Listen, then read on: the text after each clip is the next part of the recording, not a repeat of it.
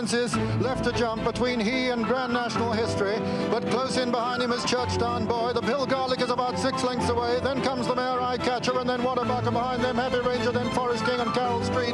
They're virtually the only ones left in the 1977 Grand National, and Churchtown Boy is still making relentless progress. Martin Blackshaw coming there very sweetly on Churchtown Boy, but Red Rummy still holding the lead now as they jump the second last. He's over the second last in the lead. Churchtown Boy didn't jump it too well, and it's Red Rum and Tommy Stack now from Churchtown Boy, the Pill Garlic and Eye Catcher, as they come to the last fence in the National. And Red Rum with a tremendous chance of winning his third National. He jumps it clear of Churchtown Boy. He's getting the most tremendous cheer from the crowd. They're willing him home now. The 12-year-old Red Rum being preceded only by loose horses, being chased by Churchtown Boy. Eye Catcher has moved into third and the Pill Garlic fourth. They're coming to the elbow. There's a furlong now between Red Rum and his third Grand National triumph, and he's coming up to the line to win it like a fresh horse in great style. His hats off and a tremendous reception. You've never heard one like it at Liverpool. Red Rum wins the National. Oh, fantastic, fantastic memories. Never get bored of watching Red Rum. Sir Peter O'Sullivan's commentaries as we welcome you back to look at position with Dan Barber and Mark Howard. We're going to look ahead, obviously, but a good couple of days. We saw you yesterday on the channel. Grey Dawning, brighter days ahead. The first day she was awesome. Grey Dawning, what a horse race yesterday. Yeah, like the first day dramas of, you know, Imperi Pass falling, the New Lions mistake at the last. Even the Red Rum had a race shaping error at the last, didn't it, by the runner-up. That seemed a bit more peaceful yesterday, by and large, bar obviously the one race. I thought Zeus Power was the one horse of the entire week that I'm most taken by when it comes to which of these youngsters can transition into being a really good hurdler or chaser of next season. I thought he was brilliant, overcoming mistakes to win so well in the Staying Novice yesterday. And there'd be any number of, well, what was a good day for Skelton anyway. I mean, you'd be happy with the way a couple of those handicappers shaped, like Emidio Pepe in the first race, first run for the yard, and then Harry Lowe's in the last as well, ending the season strongly, and as many winners this week as he had at Cheltenham. Yeah, Panic Attack today be the icing on a very big cake. He's going to be crowned champion trainer in a couple of weeks. Yeah, just been fantastic, hasn't it? I mean, the ball set rolling really when she won the Paddy Power, then the week after they won the Betfair Chase and they with Grey Dawning, and he's just been relentless throughout the season. And it's such meticulous planning. You know, almost every single Saturday they've had a big name horse in action, and even though he hasn't had a bucket load of winners over the last couple of days, they've been knocking on the door, haven't they? The New Line obviously ran really well. Dan mentioned a couple of those handicappers. Grey Dawning, that was probably the finish we've had so far this week. So yeah, it's just been fantastic. Massive contrast from last year as well, because you remember at this time last year he was probably flapping like mad, because his narrow lead in the trainer's title was hanging by a thread, and then obviously Willie overwhelmed him after. You wouldn't want to be in the car with him going home the Saturday night, would you? No. Maybe more so this time around. Yeah. And Gordon, he's been, and Willie in some races, seen that in the novice hurdles maybe yesterday, they've been maybe keeping their powder dry for punches time with the trainers' championship battle. But Gordon, 2 runners on Thursday, Mon's doing brighter days. I mean, by his own standards, he had a quiet Cheltenham Festival, didn't he? But those 2 winners on Thursday, and at the risk of repeating myself, as I said yesterday, I thought Jack Kennedy was first. It was class, wasn't he, on Thursday? Yeah, he really was. He went to Wexford yesterday. He did, yeah. So it's heroic. Yeah, he was. He really was. Sometimes I think we can over-egg the pudding, but he was very good, staying on the horse. So he's trying to get us another Jockeys Championship. He's back today on Jerry Colom, and a race that Gordon Eddy, everybody, the Grand National, but he hadn't trained a winner in Ireland when Silver Birch won. No, he's just achieved so much in a relatively short space of time, hasn't he? And to get sort of off the mark with the Grand National, it doesn't get any better than that. No, it really doesn't. Gold Dancer was the low point yesterday. Yeah. Today's undercard is good, isn't it? Yeah, as you'd hope it would be. There's always a slight, almost always a slight dip from Cheltenham. There'll be a horse at Rufford. You mentioned the Mullins lowered challenge compared to 12 months ago. I think he had 23 runners at this fixture last season outside the Grand National, and in 2024 he had 20 outside the Grand National. It was down to 10 or 11 at Dex this time around. That's basically, as you say, an admission that his main focus in terms of trainer titles this year is holding on to his one in Ireland. I think that obviously the Gold Dancer was horrific to witness, but that ended the biggest drought he's had of 5 Grade 1s without a winner going back to 2022, which is just the most staggering stat. Right, the sun's coming out. We did have a shower or two overnight. Let's find out more as we welcome Ella McNeil to the programme. Thanks, Niall. Yes, a very warm welcome out to the track here on Grand National morning. It is a hive of activity down there. We're just by the water jump and we've got the guys mending the fence ahead of the big race later. And delighted to be joined by Salika Varma, Clark of the course here at Aintree. It is a hive of activity down here this morning. How excited are you? It is. It's the same every morning during Grand National. Obviously the fences get jumped and the team have got to come out. They start after racing the day before and then they finish off the following morning, getting all the fences repaired and all ready to be jumped again. So a huge amount of work that goes into getting the track ready for the big one later on this afternoon. Yeah, so the team were watering last night. They finished at about 1 a.m. and then our pop-up system came on, so that was running through till about 5, 6 o'clock this morning. So there's been plenty of activity overnight. And you've had a little bit of rain the early hours of this morning, is that right? Yeah, so we had a very brief shower about 8 o'clock last night, but that didn't last long. And then the rain came in, it was probably about 5:30 this morning. Got quite persistent about 5:30 and then has eased off from about 7 a.m. So we had 2 mil in total. 2 mil, so has that made any impact at all on the going for this afternoon? In terms of the going, no. So we're still good to soft on the Grand National course and good to soft, good in places, mild main hurdle. So what it's done is it's put us back to where we started yesterday, which is exactly what we were aiming for. How much of a challenge has it been to maintain conditions over the last 2 days, considering, apart from that little spell of rain this morning, how dry it has been? Yeah, I mean, everyone will remember the last Monday, Tuesday, Wednesday were really hot. It was like summer had come, and then we seemed to have flipped back to sort of autumn conditions again. Yeah. So yeah, keeping up to speed with a constantly changing forecast has been really, really difficult in this build-up, but the team we have here are absolutely amazing and everybody's been very complimentary about the ground, so that's great news. And you've got an incredible grass covering on it. It looks an absolute picture. How excited are you for the prospect of the Grand National later on this afternoon? Do you have a bit of a spring in your step when you wake up? I know it's been a challenging 2 days, but by the time you get to day 3, have you got that kind of Grand National excitement? Oh, absolutely, yeah. The joints are a bit achy, the feet are a bit sore, but today's the big one. We love all 3 days, but this is what we're here for. This is what Aintree's here for, and we can't wait to run the big race. And the forecast for the rest of the day, what can we expect conditions?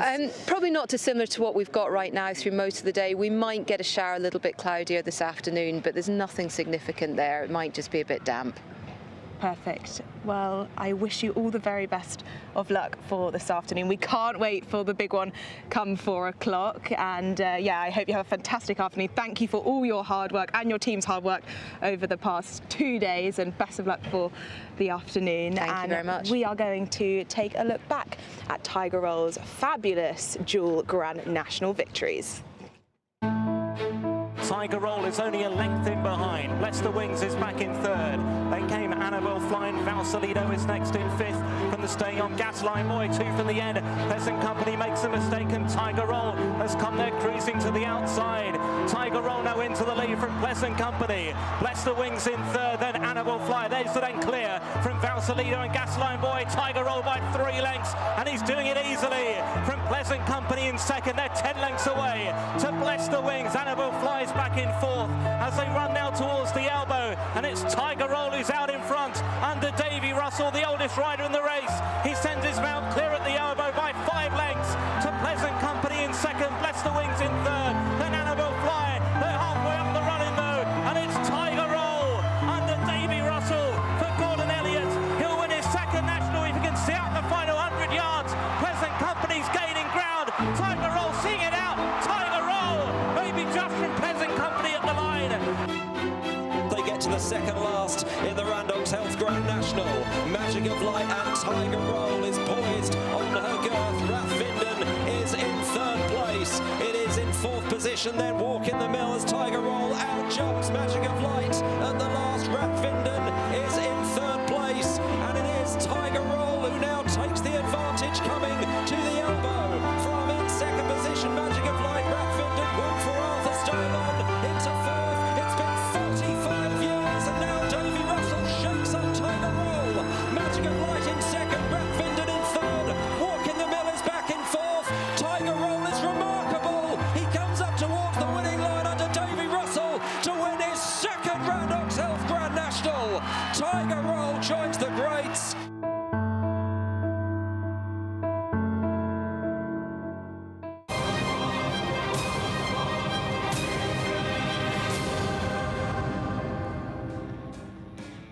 And there is Tiger Roll, the last dual winner of the race, 2018 and 2019. The last decade's worth of Randox Grand National winners on this page. More recently, Noble Yates, that fairy tale finale for Sam Whaley-Cohen. Korak Rambler winning it in 2023. Who could forget, though, 2 years prior to that, Manila Times running into history, Rachel Blackmore. The first lady rider to win the race. But more recently, I Am Maximus in 2024 won it. He was second to stablemate Nick Rocket last year, and this time around he bids to emulate a red rum by regaining the Grand National crown.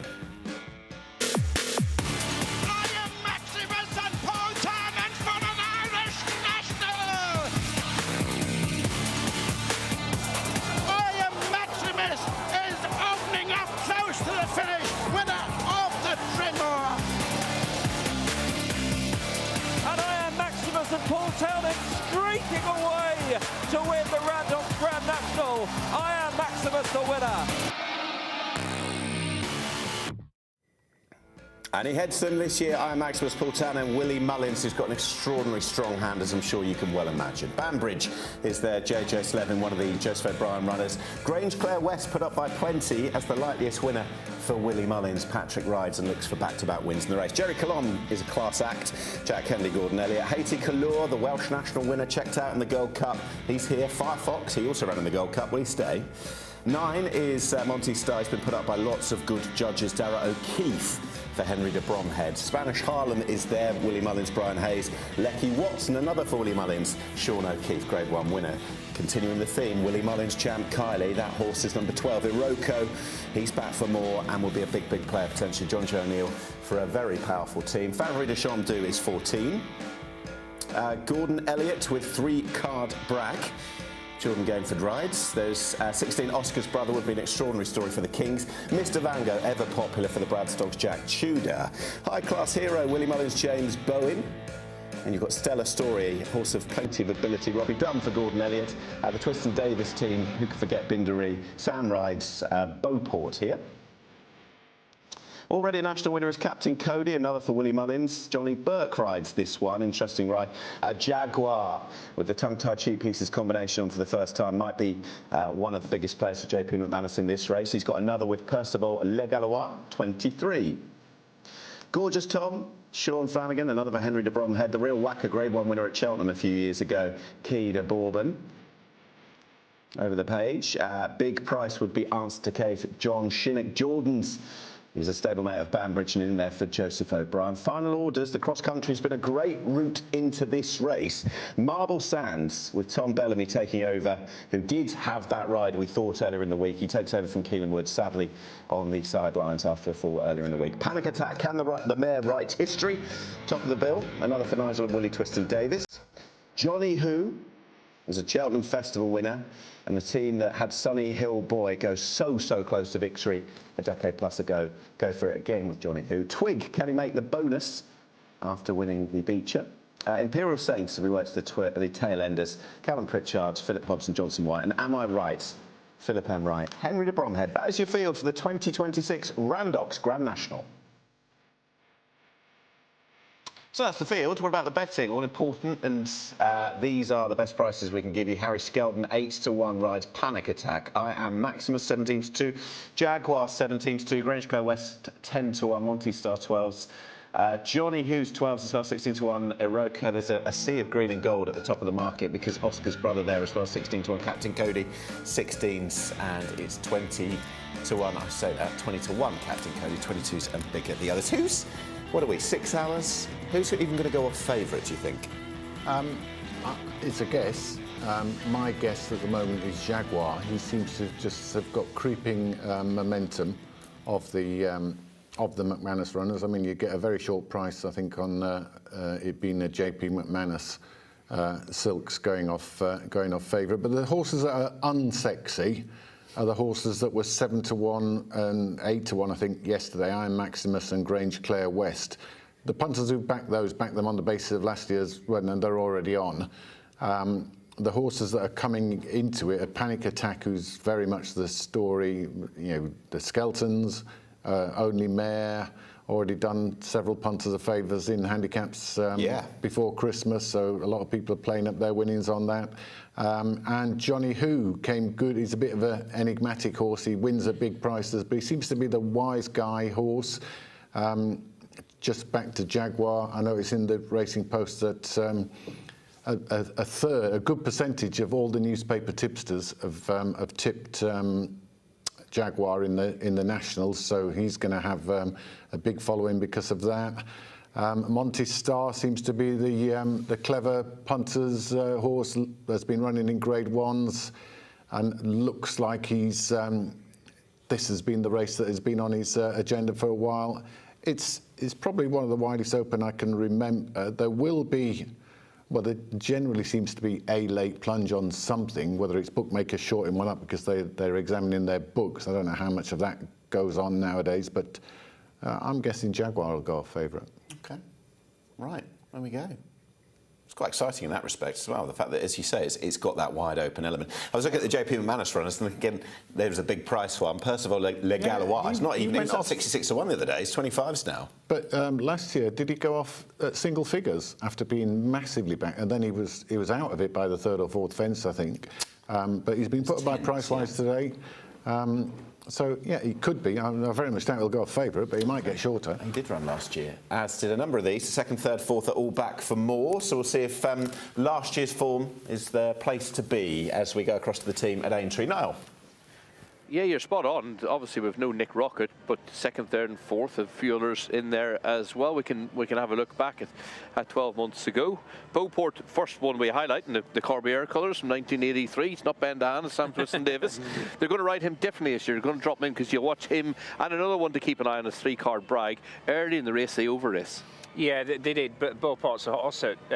Well, he usually likes to race fairly prominently. Remember, he won the Berkshire National at Ascot by a wide margin, 156 on in the race last season. As you say, Sam Twiston-Davis was on board. He was handy from the outset. 3-card Bragg, I would have thought ideally probably for a bit of soft ground. He eventually finished his 11th. He was pretty much to the fore as well under Sean Bourne. He was on board on this occasion. They went an even gallop, good gallop? I thought good, yeah. And you can take positives from how well him and 3-card Bragg took to it. They both jumped really well. And yeah, they both went with loads of zest. Yeah. But yeah, they ran out of petrol. For them to get home, unless you're of some belief, which I don't think I am, that they'll be a bit stronger this time around. There's no reason to expect that at this stage. No, unless they relax. They just need to chill out, don't they? Right? And if they can be ridden slightly more conservatively. So that's a bit of a thing nowadays. I always think in the top of the shorter distance races, handy is absolutely what you want to be. But over this trip nowadays, over the National nowadays, with the fences they are, I think a position sort of in the second wave is probably more advantageous. It'd be some effort, wouldn't it, if Beauport could go from the front and gallop them into the ground. It just doesn't feel likely. Whereas Aya Maximus is down towards the inside, the white cap of JP McManus about 6th place as they take off at the Canal turn. Nick Rocket further back, or just on his outside. He loses his place shortly after this, Aya Maximus, and then has to work to get back into it. Easy to say, well, I'm sure it'll get mentioned again. He's bidding to become the first top weight to win the race in Red Run. He came down at the 9th. And Iroko, he ran a bit of a strange race, didn't he? And as it appears, the ground's going to be very similar to last year. It's good to soft. And he'd walk it slower, really, wouldn't he? He was a 7-year-old, obviously, last year. They've got Bar Noble Yates, he got a really bad record. But he got badly done for speed, and then he stayed on. Grange Clare West, I thought he's in the Cheveley Park colours, big white just face. Behind He's in the middle. He ends up on the second circuit. He makes his run towards the rail, and we'll see later on. He makes that crucial mistake at the last, which he could argue possibly cost him the race. Yeah, heading towards the final fence, and then the chair at the halfway point. Yeah, so you got at this stage the horse that are in the first five or six. None of them are still involved at the finish. Nick Rocket's heading that second wave.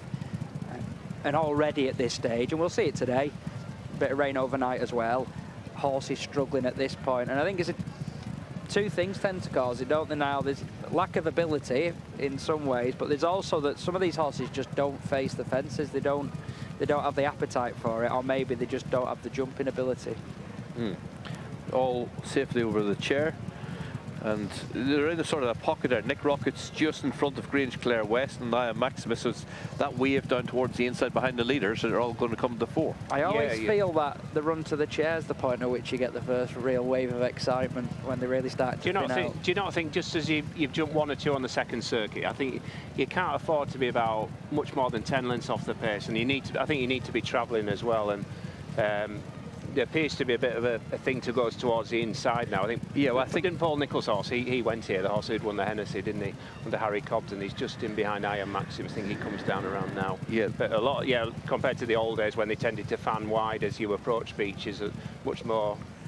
Horses tend to go. I think with the modification, the fence is £1 million prize money, and yeah, they're going to go down more towards the inside. We've not had bottomless ground for a long while either, have we? Which is another reason why jockeys might be minded. Let's keep out of the churned up conditions. Let's go as wide as we can. I agree. I think saving ground, as it is in most races, is pivotal. That nowadays, especially at this section of the track. Nick Rocket is actually, Patrick's just edged out a little bit wider here to get a good swing round the canal turn. Yeah, and Grange Clare West, he's gone up the inside now. He's in about 4th position in the Cheveley Park colours. Just looking to see where Iroko is, because he's further back. Yeah, he gets tapped for a bit of speed on this stretch of the track. Then he starts to make his ground, what would be 3 out. But yeah, he's a good way back at this stage. Look at how far Ian Maximus gets behind at this point as well. I think that was an underrated aspect of last season's race. You see him, he'd won the race the previous year. Yeah. He'd had that experience to call upon. Just bear in mind as well, after his ride on this horse last year, Townend didn't ride for another 2 weeks. He had 2 weeks off. Yeah. He'd taken a fall earlier in the week, and maybe he wasn't 100% fitness when he was riding him. Just look how well Grange Clare West is going. And you'd almost argue he gets there too soon, doesn't he? He's travelling really well under Brian Hayes. Travelling very well, jumping very well, until a crucial mistake that we're going to see. On the approach to 2 out now, you'll see the ground he makes at the last. And a lot of horses that would have knocked the stuffing out of him, but he rallies, fair play to him, and he's making up ground on the front 2, hand over fist after the last. And Nick Rocket looks like he's just lobbed in, doesn't he? Yeah, it does. Can you imagine going back, what, 15, 20 years to have this many in contention at this late stage of a Grand National? It was almost, it's become the norm now. It would have been unheard of. The replays we've seen of Red Rum's triumphs or I think this Red is the Marauders. point where Dan Skelton's said to Grace, we're in trouble. Yes, Claire West, keep an eye on him down towards the inside. Yeah, I can almost picture the scene. He just left fly and lands on. You've got Ian Maximus, you've got Nick Rocket, Minella Kakuna, Grange Clare West. Yeah, and Iroko, who's back for more. He's, as Mark said, it was a strange performance, but he absolutely no doubt he stays the trip very well. Look at Grange Clare West now, though, how much ground he makes up. Yeah. That's extreme stamina, that, isn't it? Yeah, to be able to come back from that at the end of a mistake that he's made.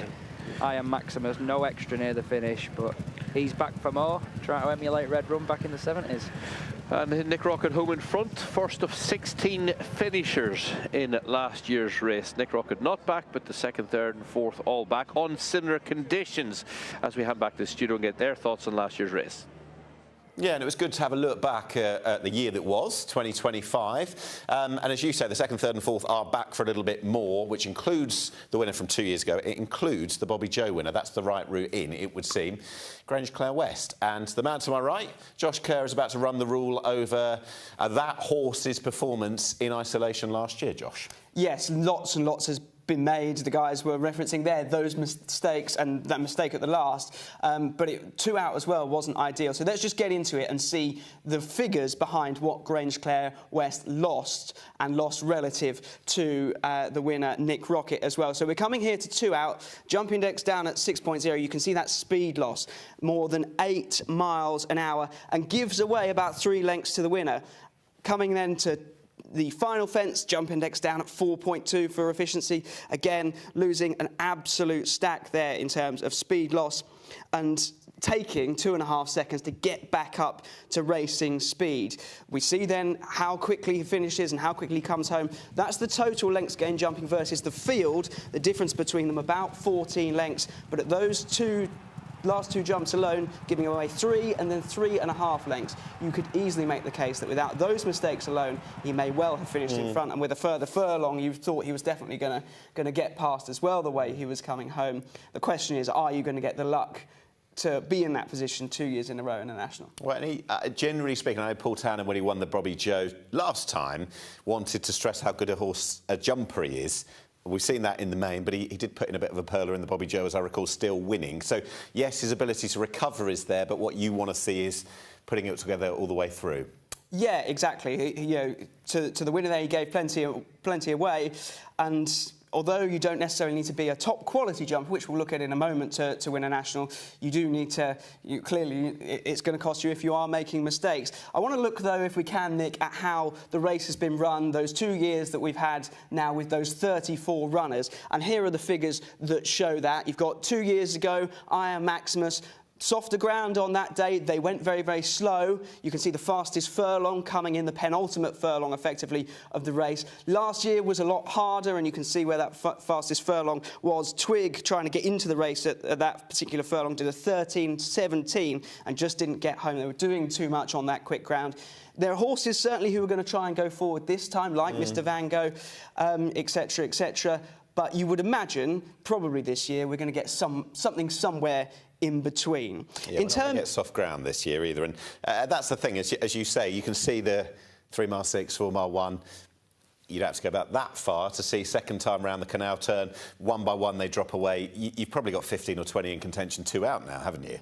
Exactly, and in terms of the jumping that I was referencing earlier, in terms of what we have in the Race IQ database, that's going back to April 2023, winners over the national fences in any contest have achieved a jump index of 7.1 or higher. We saw that again this week with Barton Snow in the Fox Hunters getting a 7.2 and Will the Wise an 8.8 in the Topham in terms of that jumping efficiency. Remember, jump index measures not necessarily just how, it's not a measure of how good a horse is at its jumping, it's how efficient the horse is at jumping. It's not going to tell you how likely the horse is to fall over, it's telling you how well it's getting from A to B. And in terms of the pre-race jump index, let's just take a look at some numbers in terms of going into the race. Well, these are the pre-race indexes of all the runners in the Grand National this year. You can see Monty Star at the top. Champ Kylie, who's about double the price of Monty Star, is very good as well. Banbridge, would want a slowly run race, you would imagine, using that turn of foot. Looking at some of those other runners, we mentioned Grange Clare West, he comes in with a 7.7. Further down, you've got Iron Maximus, who wasn't as fluent last year, getting a jump index score of 6.7. The year before was a 7.3 when he won over the national fences. And all the way down at the bottom, you've got Oscar's brother, who would need to brush up on his jumping efficiency, has never had a jump index higher than 7. And at Aintree, in terms of all races and all chases at the over fences at Aintree, it's about double the strike rate if you go into a race with a career jump index of higher than 7.5. So in terms of the jump indexes, you need to be average or better. You don't necessarily need to be top class. Come on then, all the numbers, whether it's the data of how the race will be run, the jumpers, the position, etc. Who wins it, or who is in? Dave's got 4. So who's in your shortlist for this year? Top of my shortlist coming into this week was Grange Clare West. There were those jumping errors that we've talked about, but I think the quality that he showed on that occasion would certainly put him at the top of my shortlist. We're going to look a little bit later at some other angles into the race, but yeah, he's certainly at the top of my shortlist. Josh, thank you very much indeed. We didn't have Race IQ or all the data 45 years ago, but what we did have was one of the most stirring and powerful stories in national history. They come down towards the second last fence now. Aldaniti, Bill Mail is just third ahead of 3 to 1. Great memories, yeah, great memories. Aldaniti and Bob champion, what Bob had been through to get back to win the Grand National, and the horse himself. Lots of training trouble as well. Right, we're going to look ahead, start building up to the Randox Grand National, and look at some of the key contenders. Maximus, obviously, top weight, looking to do what Red Rum, the last horse to regain his title. What sort of seasons he's had? We can have a look at him in the Savills Chase, behind Avidel Fury of Noel Meads, Lecky Watson, Monty Star. Monty Star we want to mention as well, because at the time Henry's horses were quiet. Yeah, Monty Star finishes 6th, and you look in the form book, he's beaten 26 lengths, but he ran a really good race. I think he was in front of the second last, and then he gets tired later on. But Iron Maximus, he's back in 5th position. The time before, he'd run really well over course and distance. He'd been second behind Affadel Fury, that was in the Savills Chase. Then they're running the Irish Hennessy next time out. So. Yeah, this is the Savills Chase. Second this day. He's beaten 2.5 lengths in the end. Grange Clare West is back in 4th position. Monty Star 5th. Becky Watson, etc. in behind. But this was Iron Maximus' best performance of the season. Runs this afternoon off a mark of 168. Won it 2 years ago off 159, 167 last season. You mentioned about Red Rum. Red Rum carried 12 stone back in 1974. So he's got to achieve a fair bit, hasn't he, along the lines of Red Rum. But if he could replicate this run, he's got to be a big player. Lecky Watson's Dan, if you're trying to be positive, Spring Ground. Yeah. Spring Ground. This is a horse who's good enough to win a Grade 1 novice at the Cheltenham Festival last season. I'm skewing more positive than negative. Look, he might be a total write-off. Yeah.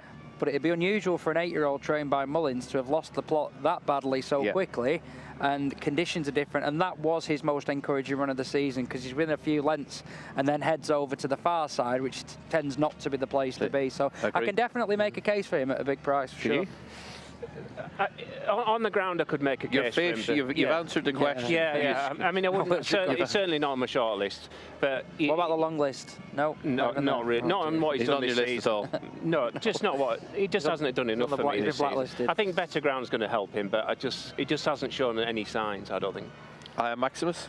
Yeah, he must have a really solid chance. I reference the fact, obviously, he's trying to, as you said, try to create history on 2 fronts, really, to regain it and then become the first top weight to win it since Red Rum.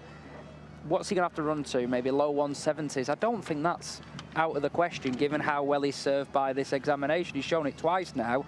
And as we said last year, his rider, Paul Townend, missed 2 weeks after because he was possibly still feeling the effects of a fall. And you watch his position through the race, he loses ground, he makes big headway to get there again. I thought after the last he was just going to go past Nick Rocket, but it's not until you watch it again when you realise how much running he's done to get into contention. If any of your family members, and there's bound to be loads of them, are saying which horse is going to give me a run for my money today, and there've been plenty of names to fit that bill over the years, he'd be my idea of it this time around. Grange Clare West, he's in plenty of people's list as well, isn't he? And you can see why. Yeah, definitely can. We just saw the rerun of last year's race. If he hadn't made that mistake, there's a good chance he would have won the race.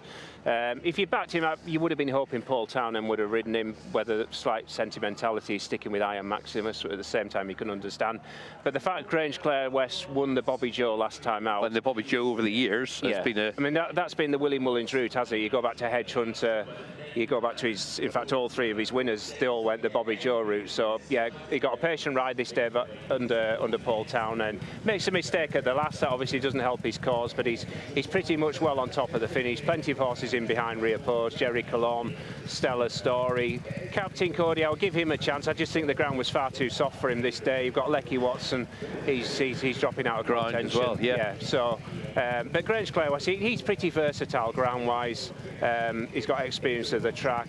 Patrick Mullins on board. He's only ever ridden him once in the past. It's a while since he's ridden him, but obviously Patrick won the race last year. And when decks were done, Nick Rocket, I know he's come out and all that there, but when he was declared, he deserved last year's winner. I know he only had one run at Down Royal, but to ride this, it sort of tells you a bit of a story itself. Yeah, it does, and it's not just Willie who wants to use this race, because 8 of the 9 that ran in it is only in 10 raffles. Isn't coming here after the Bobby Joe.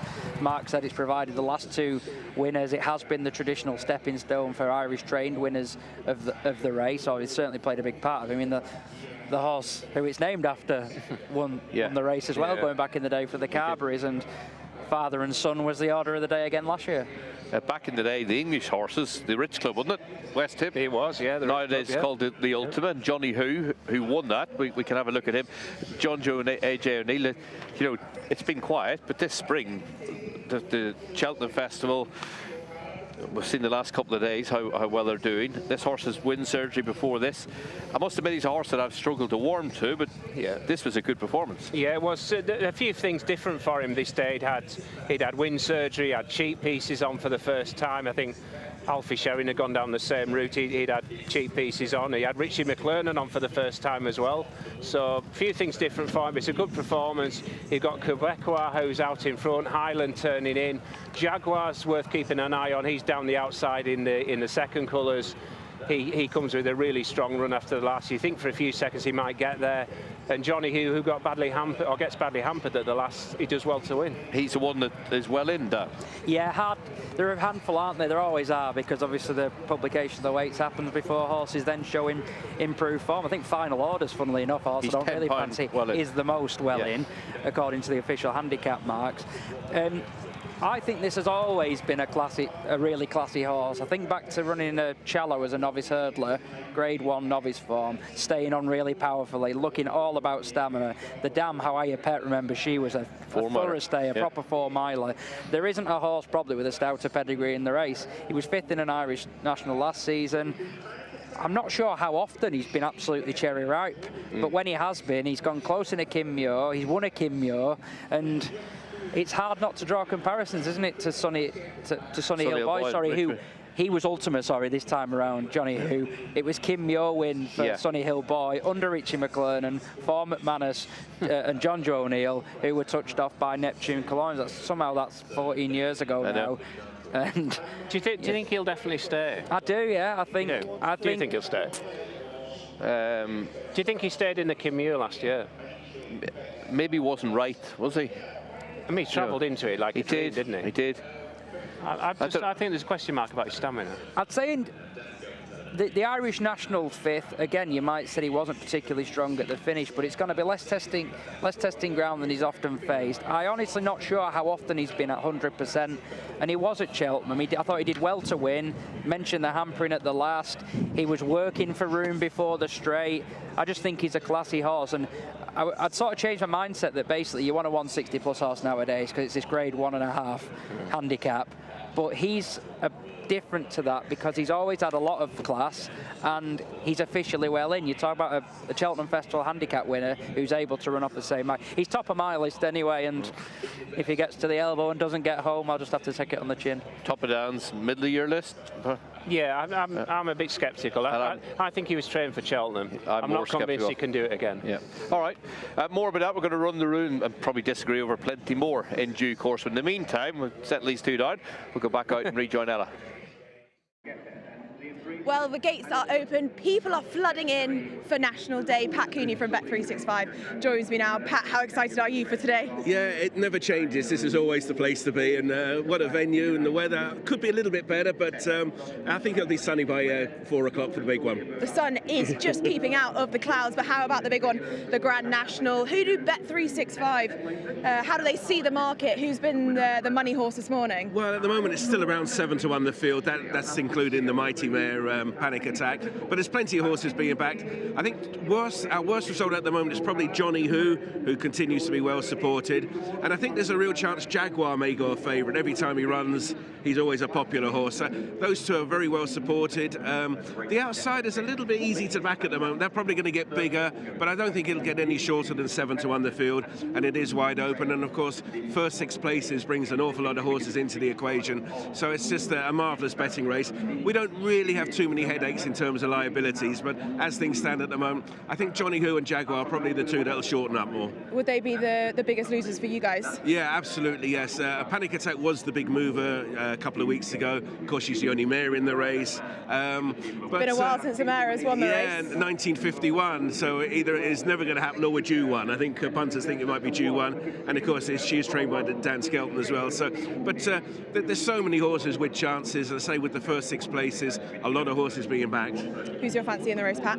Well, a novice won the Irish National last week, so I'm going to go with the current trends and go for Oscar's brother, who's also a novice, so he's got that unexposed profile. I'm coming away from the tried and tested formula, so I'm going to go with the novices this time, so Oscar's brother for me. Well, what a story that would be for the King brothers. Indeed, absolutely. Well, enjoy your day, Pat. I will enjoy the big one, and I hope Oscar's brothers does it for you. Well, good luck.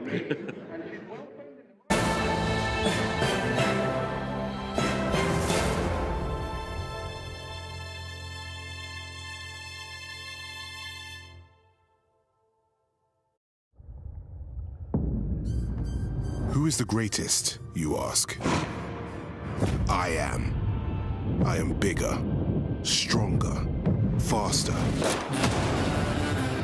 Sprinting 100 meters in 5 seconds with one of you on my back. The GOAT is a horse. Witness true greatness with Sky Bet.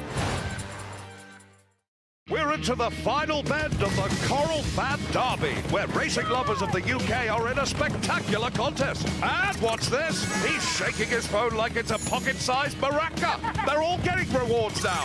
He's shaking it, she's shaking it, they're all shaking it. Play the free Coral Reward Shaker to win guaranteed daily rewards and offers.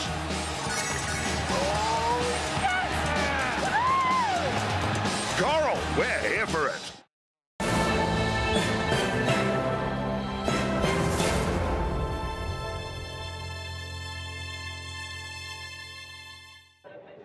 Okay, well, here are my fancies for this year's Randox Grand National. I think it is, of course, incredibly open this year. More open, I think, than previous years, but I can't deny Grange Clare's West run last year. He was absolutely fantastic. Obviously made that terrible mistake at the final obstacle, and if it wasn't for that mistake, I think he would have got a lot closer. So in my #1 spot for this year's Randox Grand National, it's going to be Grange Clare West, an eye-catching jockey booking as well, with Patrick Mullins on board. I'm not too pleased to see the drift of Iroko this morning, because he is my #2 selection. He was 4th in last year's race. He's been trained for this contest ever since, and you can't ignore the regard that the Guerrero and Greenall team hold this horse in. They've obviously targeted this race since he ran in it last year, and obviously he was disappointing in the Ultima at Cheltenham in March, but I think you can draw a line under that. He was found to scope dirty after that occasion, and I think he's Mr. Consistent, isn't he? If you look at his form, he rarely comes out of the frame, and I think he will be there in the finish. So I'm hoping Iroko will be able to fill #2 spot for me. I'm going to put Monty's Star, I should say, in my #3 spot for the Henry de Bromhead team. Again, this has been a race that they've targeted all season. He's that Grade 1 class horse in the race. Obviously 4th in the Gold Cup a couple of years ago behind Galopin de Champs, and he was running well in the Irish Gold Cup until turning for home he just faded and got a little bit outpaced. So I think he's always been crying out for a stamina test, and I think he will fill the frame this year. In my 4th spot, I'm going to have to put I Am Maximus, because if I put Grange Clare West, I cannot not put I Am Maximus. What a horse he's been for Connections. He's a bit of a strange character, isn't he? He doesn't show too much ahead of the spring, but I think he comes here in better form than he did last year. He's had an extra run in preparation for this, so that he did in 12 months ago, so I think that will stand him in good stead. There's been a little bit of rain overnight, so I thought the ground perhaps caught him out last year, so hopefully a little bit of cut in the ground from that 2 mils that we had overnight will help him. But I Am Maximus to fill my 4th spot, but I'm hoping Grange Clare West will be able to do the business in this year's Grand National. Ella going for Grange Clare West. Plenty of people are as well, to go a couple better than last year. And earlier on, Josh was here to just analyse that a little bit more about the jumping, in particular for Grange Clare West. He is back. We are back. What are we looking at now? Well, we're just going to look at a couple of trends, if that's your sort of thing. It's not everyone's cup of tea. It's not always my favourite cup of tea, but these are just some figures to pull out in terms of what we've seen over the last decade in the National. You've got your average starting price for the winner, 20 to 1, place horses 25 to 1, so stressing the point that there's always value to be found in this race. And between them, JP McManus, Willie Mullins have, what, 13 runners, 6 for JP, 8 for Willie, of course. I Am Maximus covered by both. And you've got those average over expected there, and you might think perhaps, you know, they're overbet if you think, you know, top trainer, top owner, but ultimately there is some value in some of their horses. Of course, the great examples being Nick Rocket, 33 to 1, has pushed some of those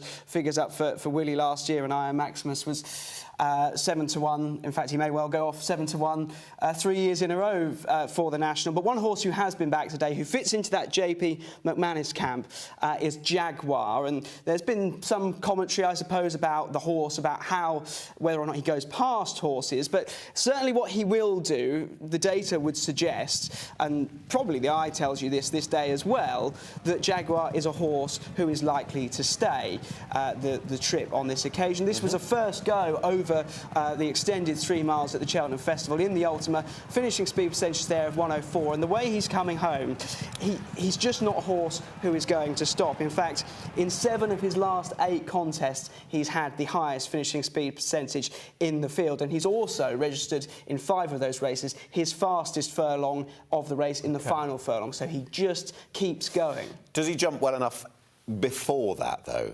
And I think his trainer, or one of his joint trainers after the Ultima, was on record saying that he's a safe jumper, which might just suit the sort of modern National rather than perhaps Grand Nationals of 20+ years ago. His career jump index coming into the race is an 8.0, so he's above average in terms of his jumping efficiency. The question is whether or not his jumping allows him to necessarily be close enough to the pace. He might, you know, as you say, it could get him further back, and that's why he has to then come from back in the field like he does. So he's got cheap pieces on for the first time. The day that he was beaten in the Ultima was by another for JP McManus, who was wearing cheap pieces for the first time that day. That was Johnny Who. My preference is that Johnny Who will beat Jaguar today. Are you very much the other way around? I would be the other way around. I don't necessarily personally see putting the cheap pieces on for a first go over this extended trip as a positive. You know, thoughts being that, you know, might focus up for his jumping, but the thing for me is I just think he's definitely going to stay and see out this trip. I'm going to focus on one not in the JP McManus colours, that much further down the list of runners, but a bit of Aintree form, are we not? Yes, am I right? Sneaks in at the very bottom of the weights and has experience over the national fences in the Topham last year. Yeah, he is currently the outsider of the field, but I do have this down as a horse who could well outrun his odds. Under Rachel Blackmore this time in the Topham a year ago, has been ridden by Darragh O'Keefe more recently, but Philip Enright gets on board for the first time on this occasion. And very good in terms of average speed loss in the Topham last year, less than 4 miles an hour. Tend to lose chasers, tend to be sort of 4 to 4.5. Lengths gain jumping, well, more than a dozen on the field. And so he was efficient at his jumping, and that was a joint career best in terms of jumping efficiency over his obstacles that day. Have you backed him? I have, very, very small, yeah. You know, at that hue, you know, I'm looking for a place with him, as many places as I can get. I just think he might be able to outrun those massive odds, having snuck into the race, and yeah, you know, takes to those fences well. Right, let's take a walk back down memory lane. It's 16 years ago, would you believe now, to 2010, and the great narrative was, for so many years, the multiple champion hadn't won the Grand National. But in 2010, Don't Push It sorted that out for McCoy. Further back then to the likes of Character Building and Joe Lively, and then Connor Castle and Serium, and a long break to Cloudy Lane as they head back towards the racecourse proper, having gone over the Melling Road. Niche Market is tailed off, looks like pulling up. Priest Leap is tailed off, so too is Ollie McGurn in Pereira, and it's Black Appalachie who leads the national field from Hello Bud, but Don't Push It, and AP stalking in behind with Barry Geraghty and Big Fella Thanks, and this group of 4 are clear with 2 to jump. So 2 fences left to take in the national. Black Appalachie, Hello Bud, Big Fella Thanks, and out towards the outside. Tony McCoy on Don't Push It as they approach the second last. Don't Push It and Hello Bud joined by Big Fella Thanks and Black Appalachie towards the inside. Black Appalachie not lying down, but Tony McCoy senses his national weight may be about to end as Don't Push It looms alongside and leads the last at the national. On the inside, Black Appalachie, Big Fella Thanks in third. Hello Bud, Character Building running on, may grab a place with Snowy Morning, but off up the run in, it's Don't Push It for Tony McCoy. Black Appalachie fighting back grimly on the inside. Don't Push It in front, ears pricked idly. Black Appalachie trying to preserve the run up the inside, but Tony McCoy, the winning most national hunt rider of all time, has waited a long time to land his first John Smith's Grand National. First all round, Tony McCoy, JP McManus, John Joe O'Neill. Don't Push It won the national. Black Appalachie second, state of play, placed again in third. Big Fella Thanks. and you can see what it meant to him. Finally, in 2010, McCoy did it. His great friend and rival, 10 years prior, had ushered in the new millennium, the first Grand National of the 2000s, with success and a real family success, a very well-backed one at that. In fact, we'll be hearing from our own Ruby Walsh after we take a look back at the year that we saw Papillon land a real gamble and a famous family success. They're loose horses up there worrying Papillon as they race towards the second last in the Grand National. It's Papillon who shows the way. Up there too is Mealy Moss, then Nicky D coming there strongly in company with Brave Highlander at the second last, and Papillon lands over with a narrow lead. Here's Mealy Moss with a red cap on the outside. Nicky D's running a great race from Addington Boy, and they're followed next by Brave Highlander and Lucky Town coming towards the last in the National. Papillon led over it, but here's Mealy Moss on the near side. They're 5 or 6 lengths to Nicky D, followed next in the field by Addington Boy. They're racing towards the elbow, and it's the plunge horse Papillon who's found a bit extra. He sprinted 2 lengths in front for Ruby Walsh.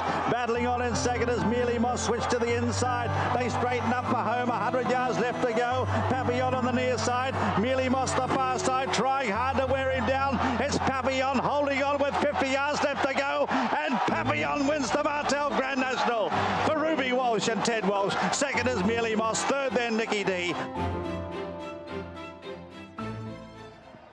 Well, a man that knows what it takes to win a Grand National is the one beside me, Ruby Walsh. Ruby, how are you?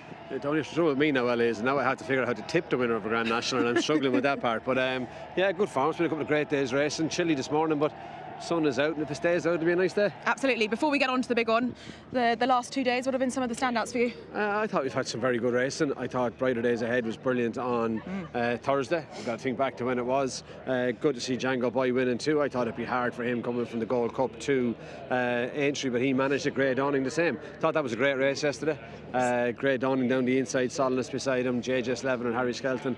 Thought that was entertaining, and nice for Conor Stonewalsh and Will DeWise to win the top one. Yeah, fabulous. So good to see Grey Dawning get his head back in front. He's such a fan favourite, isn't it? He got such a cheer when he came back into the winner's enclosure. He did, and he drifted to a really good price too. I wonder would he have had the pace. I know he had it as a 7-year-old, but you're wondering could he still have the pace as a 9-year-old? And by God, with the cheek pieces on, he travelled beautifully, jumped brilliantly. Good performance. Cheek pieces are a bit of the talk of the town this afternoon. Obviously, I am Maximus in the cheek pieces this afternoon. But before we discuss the big race, Grand National Day for you, walking through the gates. Is it still just as special as it was way back when? It's very, very different. It's obviously memories now. When you came in here as a jockey, it was all about the future and the excitement of it. But now it's memories, and I was lucky to have some great days here. Left here plenty of times in an ambulance too. Listened to a couple of Grand Nationals from Fazakerley Hospital, but we'll go with the good memories, Ella. Well, hopefully no ambulances this afternoon for you, I Ruby. hope not. And how about the big one? What's your opinion on the field this year? Because from my perspective, I think it's more competitive than it was last year. Possibly. I don't think it'll be any easier to find a winner, or it'll be even harder to find a winner. It's a very good race. I think I Am Maximus is a really good top weight. Obviously second last year, won it the year before, only a pound higher, and he's had a better prep this year. He's had 3 runs, whereas last year he missed an intended engagement in the Bobby Joe, and I thought that told from the water jump home last year, so I can see why he is so popular in the market. Panic Attack has had a wonderful season, only up not that much for winning 2 really big races, 12 I think it is, but she definitely has her squeak for the Skeletons, and I like Grange Clare West. I thought he was unlucky last year, bad mistake at the last, and the momentum he lost to get himself back so close to I Am Maximus, almost grab second and follow home Nick Rocket. I thought that was a huge run. I think he arguably comes here in the form of his life almost after that Bobby Joe run. Yeah, he does. He was a little disappointing on one of his runs in Leopardstown, but the Bobby Joe was definitely a step forward. Now, conditions did really suit him. If you're going strictly on the book, the one to take out of the Bobby Joe was probably Stellar Story. But what kind of put me a little bit off Stellar Story was he looks the 5th choice of Gordon's. I was very surprised to see that jockey booking. No discredit to Robbie Dunn, but that makes him his 5th string, I think. It does, and that's what you're kind of looking at, isn't it? It's not anything against who's riding him. It's just when you think that Jordan, Danny, Keith, and definitely Jack all could have ridden him, you're kind of thinking, oh, yeah, why? Or maybe they couldn't have. Maybe we're reading too much into it. Maybe only Jack could have. But look, Jack has plumb for Jerry Colomb, who's progressed all through the year. Like I know Sean, his first start much better in the Galmoy hurdle, and then stepped forward again in the Bobby Joe before he won at Down Royal. So he's coming to a peak, and classy horse. I can see why Jack is taking a chance on him. And they've always thought that he needed soft ground, but I don't think that's arguably the case. I think he got stuck in the mud a little bit in the Bobby Joe. Yeah, probably thought that from his run in the Brown Advisory that year at Cheltenham. It looked a tad dry for him, but I think on a flat track like this, the ground, it's good to soft, but I don't know if they're going to dry much. I know it's windy, but it's not very warm. I think the way the ground is the way it's going to stay. We spoke to Salika, the clerk of the course, earlier. 2 mils overnight, so there's just a little bit of rain, not obviously anything to change the going. But in your opinion, what does it take to win a modern day Grand National? What sort of horse? You have to stay. You probably always had to stay, but it's run at a really strong tempo, and it's not so much the jump and test that it was, but you still need to have the pace to travel anywhere in midfield and then be able to stay and last it out. Even if you look at last year's Grand National, when they turned at the Canal Turn, I think of the first 9 home, only Grange Clare West could manage to stay going and finish in the first 3. And I guess that's the thinking behind the cheap pieces for our Maximus, just to keep him. I think it was the dry ground last year that actually got him on the back foot. I think that was his problem last year, so good to soft is probably a little slower this year, but I'd say he could have, I'd have been stronger on him with another 4 or 5 mils already. But out of the whole field, and also Willie's string, Grange Clare West for you? Grange Clare West for me. Monty Star, we didn't give a mention. I think he's had some cracking runs in graded company all his life. I think dropping to this race would really suit him. Thought Gorgeous Tom could run well for Henry as well. But I think there's 34 runners, but I won't be surprised if 23 or 24 of them, whichever one of those were to win it. There'll be 7 or 8 that'll surprise me, or 10 even that'll surprise me, but there's 24 in there that won't. Well, I'm happy you said Grange Clare West, because I'm also in agreement. Grange Clare West to win this Grand National. Hopefully, Ruby and I will be coming away with a winning tip this afternoon. Miracles happen. We'll find out in a few hours. Just 5 hours, 5 minutes until the big race, until the Grand National of 2026. And Ruby, of course, won it, as we saw on Papillon, and 5 years later, 2005, his final of 2 wins in the great race on Hedge Hunter. Let's go back to Aintree now and rejoin Niall Hannity. It's the 10th year of Randox sponsorship here in the world's most famous horse race. Dr. Peter Fitzgerald, the bossman from Randox, joins us now and should be a bit more excited. 10th year and Spanish Harlem running. Yes, we're really excited about having a horse here today. We don't necessarily expect to win, but we would love if the horse is actually placed. Yeah, he deserves his chance today. Can we talk about him first before Randox? Because his run in the Thiesis was an eye-catching run. He's got sort of Kerry Nationals. He's got that stamina. It's a good stayer. We think he could be placed reasonably well if everything goes well. Yeah. But we can't dream too much. But you're keeping your sort of feet in the ground. You're not getting too excited. 100%. Yeah. You got the right man on board, Brian. He's had a good spin on Grange Clare West 12 months ago. Yes, we're delighted with Brian's riding it, and so we're quietly optimistic in many ways. I mentioned 10th year, all round the branding of Randox. It's been a great association. Yes, we're very happy with the association. The whole idea is to get, the objective is to get health out into the marketplace so people realise preventive health is very important and helps save lives. But we're 3 more years with the sponsorship. Yeah, 3 more years. And people tuning in, there is lots of people, obviously the Grand National just tune into this race once a year. Randox, what does it do? Well, we increases our profile greatly. I mean, it's the most iconic of all British events. So people then ask the question, what does Randox actually do? And then that starts a conversation. Now, we still have a lot of education to do. Yeah, but you've pop-up centres there growing and growing, aren't they? Yeah, we're about 60 clinics throughout the UK and Ireland, and we're expanding all the time. So you can just pop in, get a blood test and wait for your results and be put in touch with the right people? Once you get the blood taken, it's 2 hours to the results, no referrals required, and we find cancers and many other things and slight imbalances which are easily rectified. And so prevention's better than cure if you go and get checked out? Yes, if you check out, find any imbalances, they can be rectified, and the chances of developing more chronic disease are massively reduced. Yeah, that's great stuff. It is really fantastic. And in and around the pandemic really sort of grew as well, didn't it? Yes, people actually realised what we did to a certain degree. We invested about nearly £500 million in technology over 32 years, year after year. We actually had all the technologies available and ready when the pandemic happened. Yeah. We didn't expect a pandemic, but we had the technologies available. Well, great work, great work. 10 years of Randox, another 3 years at least to come. The very, very best of luck today. It always throws up a magical story today. Spanish Harlem will be just that. yes, we like the stories. That's one of the great things. It doesn't have to be Spanish Harlem, but there's always great stories. There absolutely is. We're looking forward to it. Thanks very much for Thank you catching very up. much. Long-standing sponsor of the Grand National now, Randox, since, as Noel was saying, one for Arthur, and they've seen the Tiger Roll years, more recently the likes of Iron Maximus, Nick Rocket, and who could forget, even though it was in COVID times, Manila times under Rachel Blackmore. £1 million, 500 grand to the winner, the prize fund for the Randox Grand National of 2026. We build up, we get closer. Let's get a market update and join Ella. Well, we've come up just above the parade ring where the winner of the Randox Grand National will be coming later on this afternoon. Delighted to be joined by Michael Shinners from Sky Bet. Michael, how much are we looking forward to the big one this afternoon? Yeah, can't wait, Ella. This is kind of what we've been building up to, I guess, from Cheltenham, but yeah, really excited. Sky Bet paying 7 places, and we've been pretty busy. Panic Attack has been really well backed into favouritism with ourselves now, along with Jaguar, who's also been well backed, but our worst 3 results, Panic Attack, Iron Maximus, and top of the bill, interestingly, a really big price for the Twiston Davis What's team. he coming to now? I mean, he's still like a big price, but just sometimes you just get popular names and popular horses, and he's one of them. Little bits of money for Gorgeous Tom as well. All the Toms are backing them. And then on the flip side of it, the best results, Percival Le Galois, Lecky Watson, and Answer to Cave. One of them wins, and I think everyone at Sky Bet will be pretty happy. It's a funny one with Panic Attack, isn't it? Because obviously she comes here in the form of her life, but a mare hasn't won this race for so long. It's almost as if punters are thinking that we're due a mare to win the race. Yeah, that's it. And you know, she's been really, really popular. She was as big as 25 to 1 after Cheltenham. She's been really well backed continuously right the way through this week and then into this morning, and that momentum keeps going. So I think probably will go off favourite for the National. Right. Money where your mouth is. Who's your pick? I'm going for Monty Star, but I have a terrible record, Ella, so just disregard. But Monty Star for me.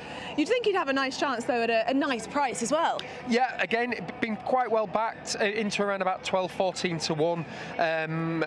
Obviously hasn't had loads of runs this season, but maybe this is an easier race than he's been used to running in recently. So fingers crossed, anyway. Definitely the class horse in the race.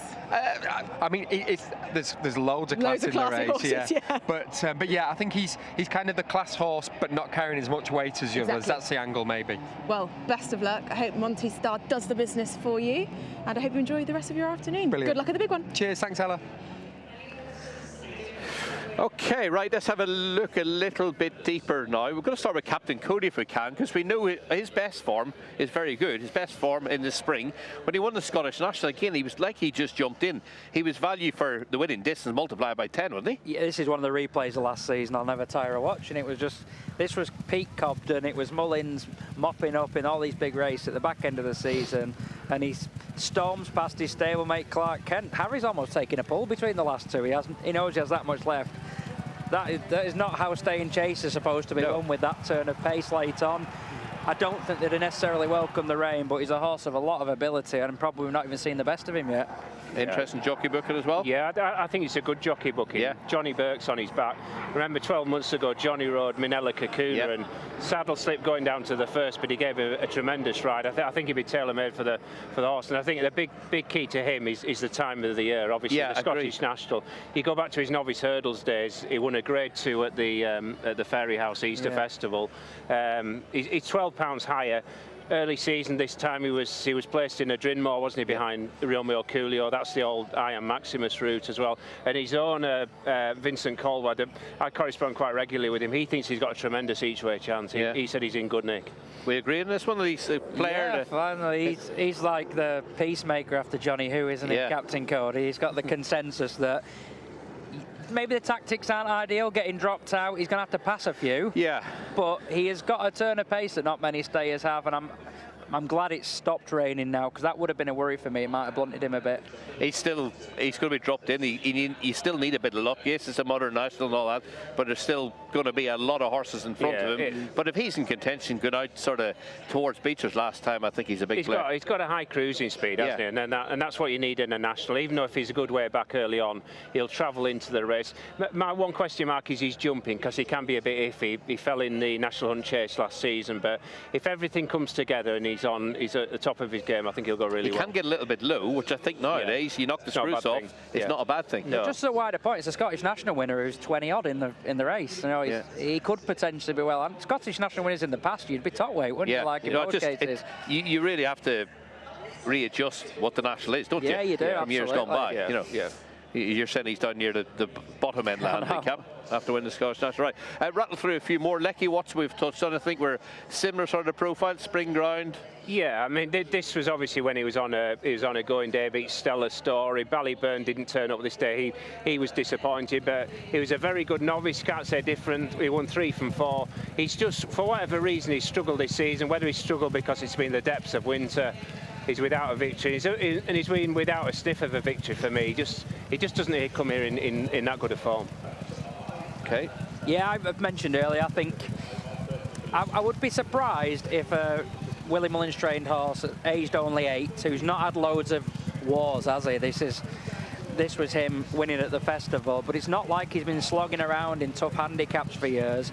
I'd be surprised if the horse has totally gone at the game, and as we saw the VT from Christmas time earlier, he is within a few lengths at that last fence before maybe sticking towards the inside. Maybe he's not in peak form, and he's away from bad ground now as well. Gorgeous Thomas is sort of weakening out of the picture there. He ran well in the Coral Gold Cup, similar bar. Yeah. Is he more of an old-fashioned national horse?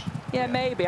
You just look at the list of his recent performances, though. He's got to overturn form with about 6 different horses. Basically, everything he's run against has beaten him. With hindsight, how good a race do you think that was? No, I don't think it was very good. Stellar Story's not let it down. No. He's been the bit of a poster boy for it, but you're right, Ballyburn totally blew out.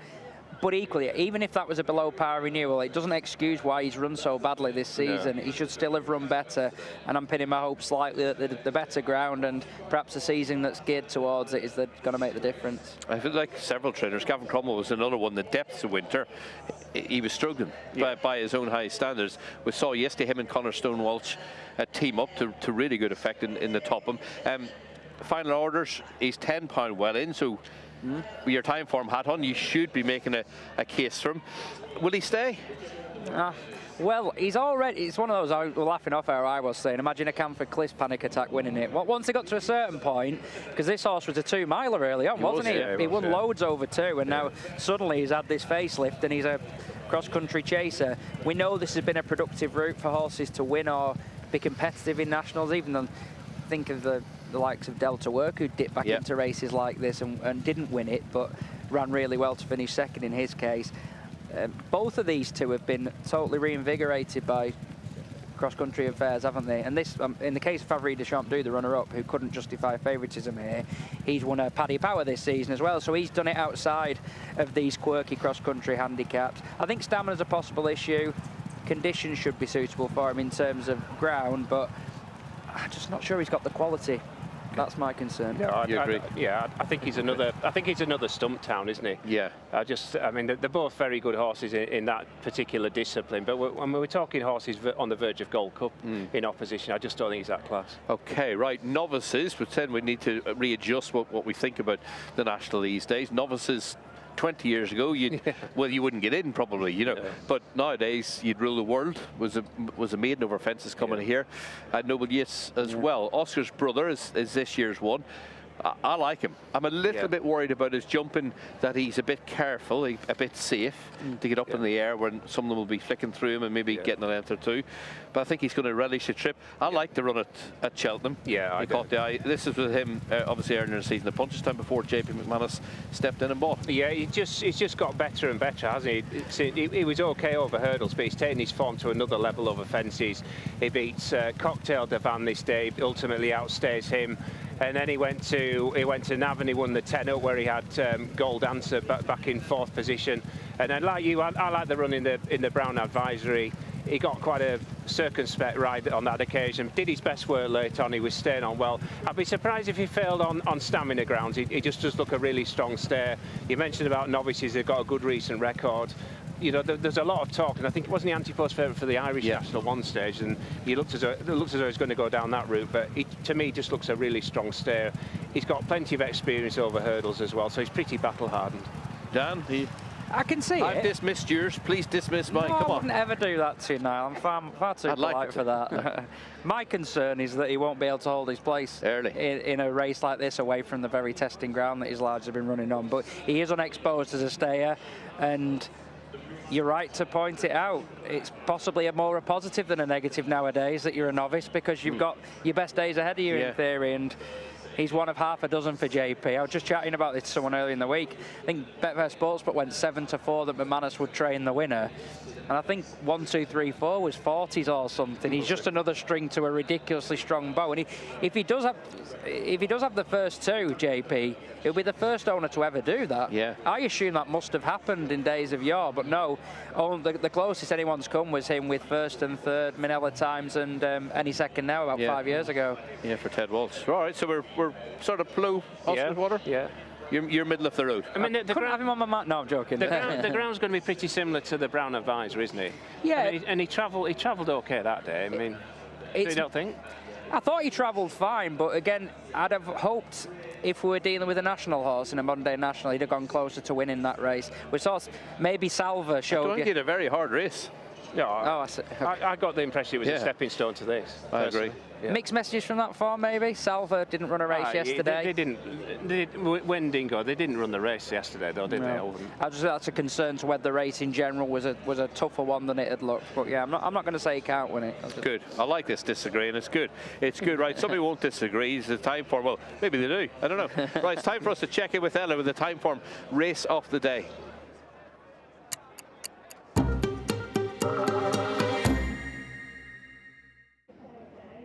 Well, come along to the pre-parade ring. That's going to be a hive of activity later on this afternoon. But delighted to be joined by Kieran Clark from Timeform, who's going to give us Timeform's perspective on this year's Randox Grand National. Kieran, we're looking forward to the big one later on this afternoon. Absolutely. The sun's out, the people of Liverpool are out, and hopefully we can help people find the winner in a race that's been tricky for the British trained ones recently. We've only had 2 British trained winners in the past decade. One of them, Current Rambler, just walking past us actually. Hopefully, if the Timeform ratings are anything to go by, we'll be having the British train winner this year. Yeah, we've got some old legends of the Grand National walking around the pre-parade here. We've got Hoy Senior, who's obviously recently just retired.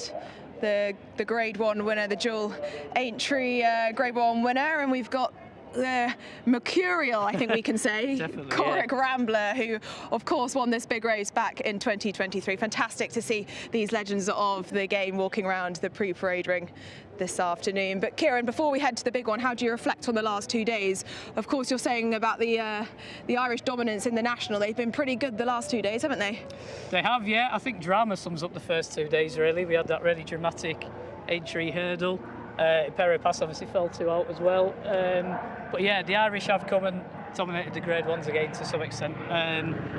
But it's a really, really good quality Grand National this year, isn't it? I think we've got 8 Grade 1 winners in there. Johnny Hugh actually tops our ratings, who obviously won the Ultimate, but he's only just got in at the weights. That's how sort of competitive it is this year. Right at the bottom of the weights, isn't he? He's just snuck in. First time Windop, first time cheek pieces last time. Do you think he'll be able to do it again? That's the question. They really did transform him at Cheltenham. He's always been a strong travelling type. He travelled really well in Irish National last year and didn't quite get home, but I think he's just in much better form this time around. As of the yard, we saw yesterday John Joe with another big handicap winner. And that Ultimate Form probably is the race to look at. Jaguar's in there as well. He's really good to be really popular. Cheek pieces on him. Just his jumping will be a slight concern over these fences, even though they don't take as much of a test as what they used to. He can throw in a bit of a howler every now and again, can't he? Yeah, that's the only issue with him, but I think that form is pretty solid. And then obviously you've got, you know, this could be a JP McManus Grand National, couldn't it? We've got the likes It's incredible, isn't it? Yeah. It's top 5 in the top 10 of the betting. It's 5 crazy. In the top 10 of the betting, I should say, that he's got. Yeah, and Iron Maximus should run a really solid race again. He just turns up and runs well here all the time, doesn't he? First time, well, cheek pieces on for the first time in a long while with him. Just could spark him back up again. Expect him to run well, and at a big price, Percival Le Galois. No better way for Harry Compton to start before he starts his new job, though, if he could possibly win a Grand National for his new boss. He could go well at a price. He was quite well fancied in this last year when he fell. Does have the odd 1 or 2 errors in him, but yeah, he might go well at a price, and it's definitely going to be well run. Since this race changed couple of years ago, nothing from sort of up with the pace has actually placed. It tends to be a real test of speed early on now, rather than steadying into them, and those from the second wave will come to the fore. I think the likes of the Real Whacker and top of the game, final orders, they're going to make sure they go a real good gallop in this. And I suppose we have to ask you about 3-car Bragg, Ella. Is it heart overhead? I was hoping to go under the radar with 3-car Bragg.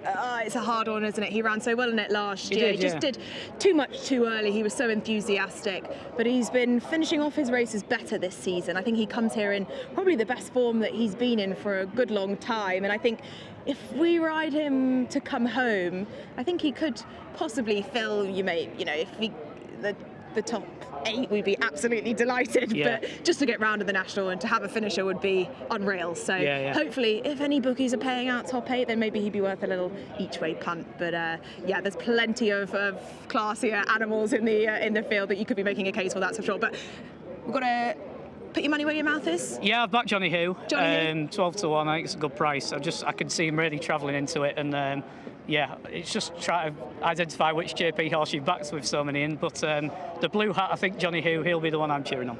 Well, best of luck with Johnny Who. I hope he does the business for you. The ultimate winner, will he be able to win this year's Randox Grand National? Timeform boys sticking together. Johnny Who for Kieran Clark, Johnny Who for Dan Barber. We rattled out a few more. Panic Attack, we're seeing a caption, she's headed favourite now. The only mare in the race to win the race since Nickel Coin 1951. What a CV if she did pull it off. She's been, the way she's been campaigned, what she's won, Paddy Power, Coral, she's danced every dance.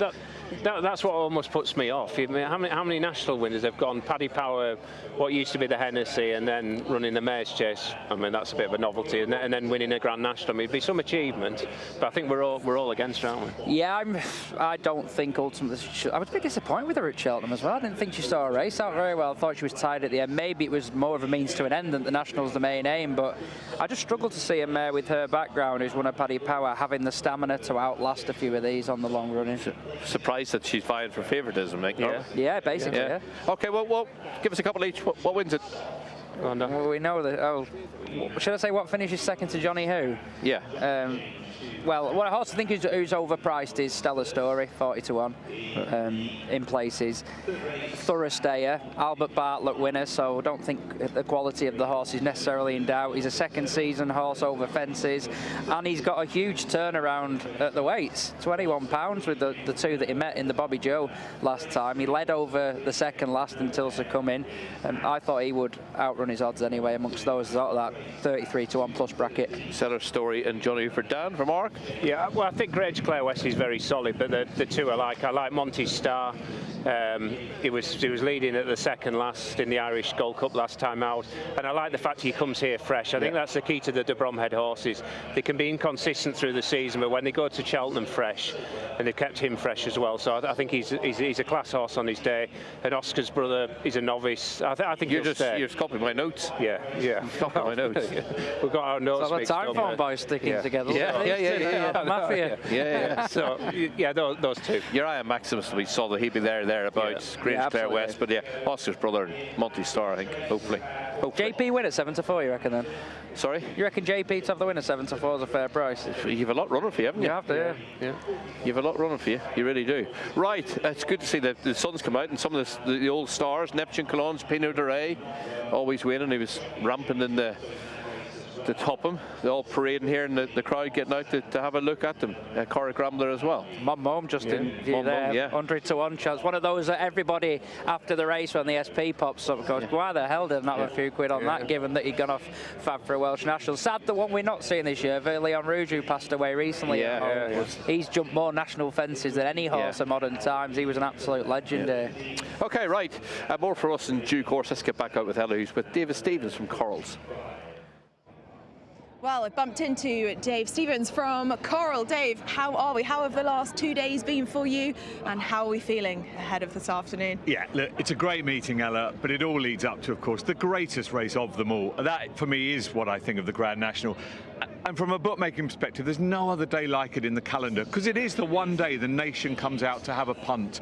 We estimate a third of the adult population will have a bet, and of course they'll be placing bet for family members, and it's the day that gets everyone involved. it's also unique from a betting perspective, because I'm just looking at some of the horses being backed at bigger prices that you wouldn't necessarily think from a form perspective. Final Orders, Twig, Firefox, Top of the Bill, and this will interest you, 3-Card Brag. The public, whatever it is about the name or whatever, they latch on to horses that you just wouldn't think. Other ones that actually at the moment would be good results for us, like Iroko, Jaguar, Haiti Kalur, you'd think would be well backed. It's just, you can never predict what the public's going for, but most of all, they are going for the mare. Panic Attack. She's 7-1. I Am Maximus is 13-2 favourite, so I Am Maximus still just holding on to favouritism, but Panic Attack, again, it's got a lovely name. Whatever reason, people are latching onto it. Dan Skelton, champion trainer, and would be the first mare for 75 years. So I'm going to predict that she will go off favourite, but it's such a unique race that the advice as always is, look, don't listen to the pundits, back what you want, pick a name you like, cheer home, hopefully your horse will come back safe and sound. And that's the thing, isn't it? Sweepstakes will be across the country this afternoon, and as you say, it's not all about the form. You've got to look at the names, the jockey silks, the number. That's the thing that a lot of people will be latching onto this afternoon. Absolutely, but that's how it should be. As I say, this is the race that gets people watching racing. Some of them will become lifelong fans. The others will come back next year and do it all again. And do you know what? Either way is fine. And for you, Dave, who's the likely winner of this year's race? I always have 3 or 4 goes myself. I back Monty Star, I back Captain Cody, and I do like Panic Attack. I think Dan Skelton is having an incredible season, obviously, and this would crown it in style. But like I say, do not listen to me. Well, I hope she does you proud. Panic Attack for Dave to win this year's Randox Grand National. But for now, let's head out and have a look at Manila Times, winning that famous race back a few years ago with Rachel Blackmore on board. As they head towards home, there's still quite a few chances. Jet has now come back to them, about to be joined by Manila Times. Balco de Flo between them, Burrow Saint any second now, Discorama and Black Lion right behind. Jet is running his race. It was a gallant race, but he's fading back through the field swiftly. Balco de Flo with the orange cap. Burrow Saint in the pale pink silks. Manila Times, the star on the cap on the right for Rachel Blackmore. And she lands just in front over the second last Rachel. It's Manila Times from Balco de Flo. Burrow Saint any second now. The hoops with the white cap staying on. Then Discorama. Here's the final fence in the Randox Grand National. And over in front and over 2-3 lengths clear Manila Times from Balco de Flo. Any second now continues to stay on. Burrow Saint wandering out into the centre of the track. They head towards the elbow with over a furlong to cover in the National, but it's Rachel Blackmore and Manila Times who are out 4 lengths clear of Balco de Flo, and any second now Burrow Saint back in 4th is running on empty. 150 yards to go in the National. Manila Times for J.P. McManus, Henry de Bromhead, and more significantly Rachel Blackmore. History in the National. Manila Times wins from Balco de Flo. Any second now is 3rd, Burrow Saint 4. Well, there's no better way to start Grand National Day with a pint, a can of wine, and some proper English pub grub. Neil, how have the last 2 days been for you? Really treating me this afternoon. It's all started with me. I mean, you had a wonderful self-service calls the other day, didn't you? Which went brilliantly for me, as we all well know. And today, you've got a wine in can, okay? And you've got some brilliant fish and chips, and we're going to have sausage and mash. At least it's organic, that's all I can say.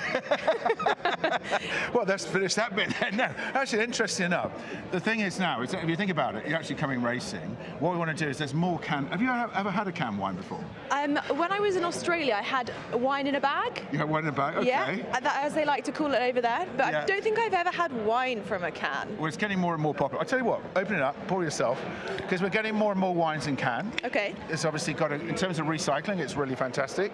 And also, from a bar point of view, people can walk around with a can. At least it comes with a lovely glass. Not quite drinking it from the can.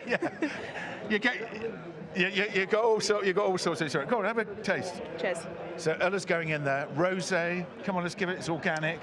It's actually pretty good. It's actually pretty good. Okay. I have my doubts, but it's actually not too bad. And how about the food? Because we're in the courtyard here. There's so many different facilities and places to eat on the racecourse. You've obviously got Box Park. Yeah. You've got the Rose and Crown pub next door, and this is the courtyard. What does this place offer for racegoers? Well, it's brilliant. Another great example of walk-up, by the way. And, you know, Box Park is great. All the other places you've just been talking about. We've got our fish and chips. You've got lots of pies. I've already had a pie, by the way, behind the scenes. I got here early. But, you know, look at that butter, everybody. You have to go in on that as well. Nice mushy peas as well. Lots of pies. I've got my sausage and mash here as well. Just walk up, enjoy yourself. Get a can wine, have a pint of Aintree, job done. But it's great, really, Ella, to be honest. I've been around the course, obviously, look at everything. Yesterday, we had a complete contrast with the Pan Asian as well, with Longmar. And everybody's got something to do on course now, which I love, as well as obviously the Red Rum Garden. You know, and got the beach as well. Something for everyone, Neil. Absolutely. Just like the Grand National. Just like the Grand National. There's a runner for everybody, I think. Very open this year, don't you think? Indeed. I think probably the most open national we've had in a couple of years. I think even the outsiders, the bigger priced horses, you can make cases for. But who's your fancy in this year's Randox Grand National, Neil? I just say, interesting enough, just one thing I just want to say is that how many horses are really going to stay? That's my one thing. It's very, very open. I completely agree. But I'm going for Montes Star, that sort of Grade 1 class. Okay, that was probably a bit too high for him. I do think he'll stay, but then that applies to a lot of the runners in the race this year. But laid out for the race for me, Montes Star, that's where I'm going. By the way, my nickname is Monty. There's no connection, by the way, with my choice. But anyway, there you go. So that didn't influence your choice in the slightest? It did when Montes passed one years and years ago. So I've done all my analysis, by the way. I did it all at the hotel. But actually, seriously, I think really has a really good chance. I think we'll thrive for actually stepping up and trip. How about you, Ella? A little bit boring, but I like Grange Clare West, obviously at the top of the market, but I just think he ran so well last year, and obviously that mistake that he made at the final fence, I think he would have been a lot closer if he hadn't have made that mistake. He'll enjoy the drying conditions. They've had a little bit of rain, we spoke to Salika earlier, but only 2 mils, so nothing to really influence the ground, and I think we know he stays, we know he likes a track. I think he's the winner for me, but as I said, there's plenty that you can make cases for at bigger prices, the likes of Jerry Colomb, Stella's Story, although it was a little bit of a question mark that Robbie Dunn got the ride for that, which makes him, I think, the 5th string out of Gordon's team, which I was quite surprised by. Yeah, actually, funny enough, I was looking at Stella's Story this morning and thinking the same thing. Interesting enough, I mean, look, there's plenty. I'm curious about Spanish Harlem because his form figures are pretty awful in a way. Because he pulls up and seats at the last when in front recently. If he takes to Aintree, I think he'll stay big time. He's been unlucky this season, hasn't he? Yeah, he has, and he has got talent, and he's quite a big price, and that he could be a good each-way selection for me. And it will be pretty good for the sponsors because they own that horse, Spanish Harlem. Yes, they do indeed. Yes, I mean that's it. And I'm just going to mention one of the horses as well because Gorgeous Tom, and that's not because I'm just thinking of a Tom Collins cocktail, by the way, just to make a drinks link. What about our Gorgeous Tom Stanley? Well, absolutely. Go on, go on. He won't settle down with the rest of the day now. Where is he? Nice compliment for Tom there. Yeah, there we have. But set interest. So I've moved on, haven't I? Back to Gorgeous Tom, the racehorse. Same yard as Montes Star, interesting enough. But I do think, again, I liked his performance in the big chase at Newbury. I really did, actually, the way he stayed on. But, so there we go. Very, very exciting. Isn't it wonderful to be here? Come on. Absolutely. There is definitely some excitement in the air ahead of Grand National Day. You just can't beat the atmosphere here. You can't beat the atmosphere, and I'm going to have that sausage and mash in a moment. Yeah, we're going to tuck in. Yeah, we are. Cheers. Cheers, everyone. Cheers. Cheers.